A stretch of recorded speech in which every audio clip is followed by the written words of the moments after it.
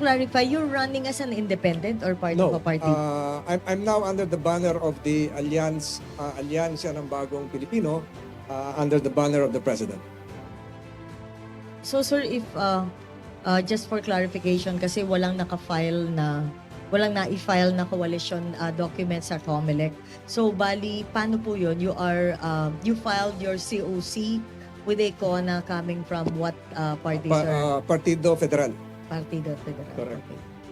So how do we expect your would-be role after the 2025 when you win your second term? Most probably we'll try to harness the gains of the current administration relative to economic recovery and some focus on foreign relations and defense matters as well.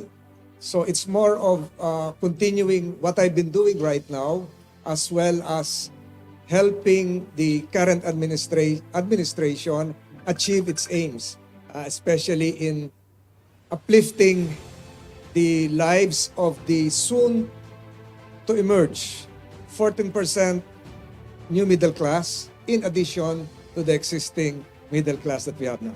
Sir, how would you respond to criticism saying that the Alianza senatorial slate is a dynastic senatorial slate and would enhance or the so-called influence of President Marcos in the Senate? Your response to that, sir, given your vast experience as a lawmaker. Thank you. I think the idea of a dynasty, or what's your term? Dynasticism? An analyst called it a dynastic slate. A dynastic slate is perhaps anathema to what our democratic process is. Binoboto naman yan ng tao eh.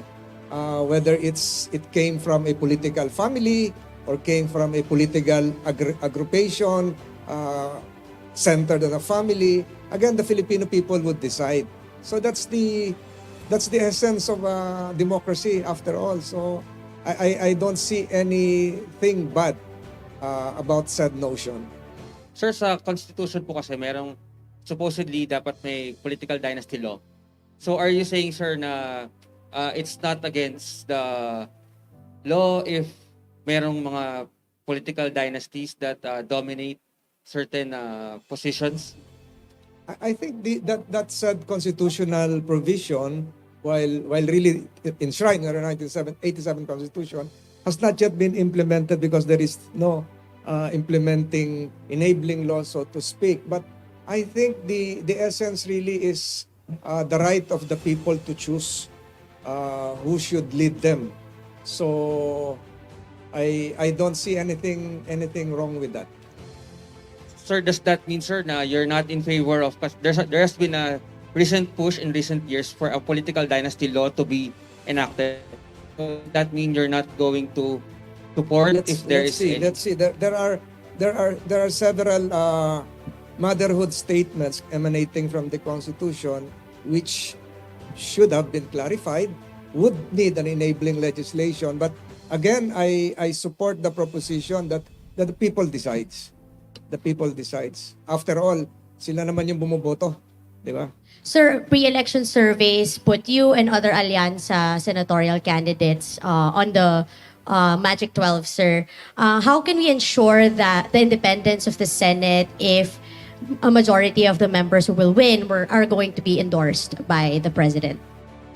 The endorsement is related to an individual's capacity to align himself with the current administration's strategic goals, especially for the economy, foreign relations, etc., etc.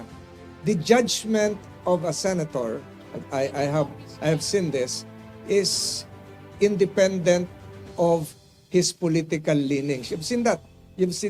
Traditionally, the Senate has been perceived as an independent last bastion of democracy, sabi nga nung iba. So I don't think it will affect the independence of the Senate. You've seen that through the ages.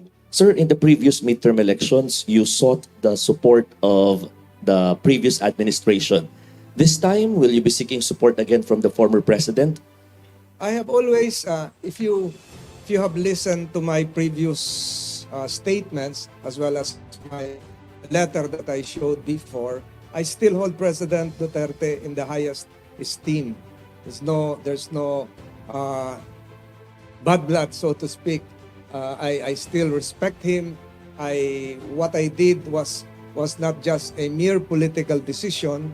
It has to be something aligned with my personal principles. That one, for instance, in foreign policy, we should deal on a multilateral basis with our partners, engage our diplomatic partners on a higher level, and not just confine ourselves on a bilateral relationship with another country. So that's one of the reasons. But again, I aligned myself with the administration because I foresee that the current administration's goals, specifically its 8-point economic development plan, would really augur well for the Filipino people. We're now talking of increasing our middle class sector from to match the 36% middle class of Thailand, or even the 40% middle class sector of Malaysia. And I think the Marcos administration has plans for that. So I am for a more dynamic economy, stable political condition, which I believe would really help the Filipino people achieve their aspirations insofar as our goal as a country is concerned.